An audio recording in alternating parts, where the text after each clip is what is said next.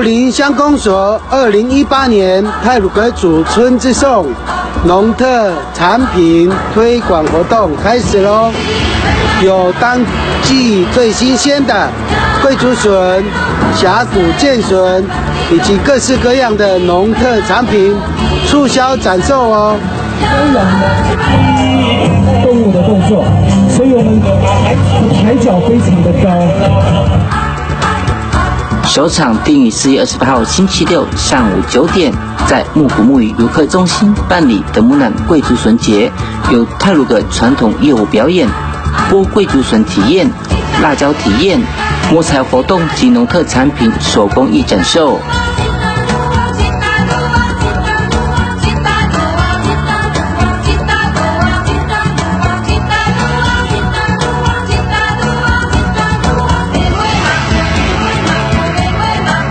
还有单笔消费满200元即可折现50元的农产品促销优惠，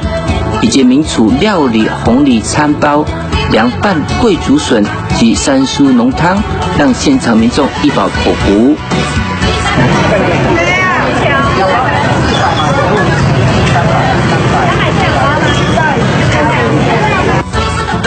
而在重庆市场，4月29号到5月6号，促销季节限定的秀林峡谷剑笋、桂竹笋以及各式各样的秀林优质农产品。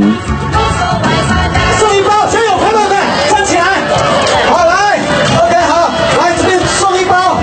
这里哈，还有他哈，来到后面。第3场次定于5月12号上午9点，在富士村太鲁阁文创园区华丽登场的峡谷剑笋及各项农特产品促销展售。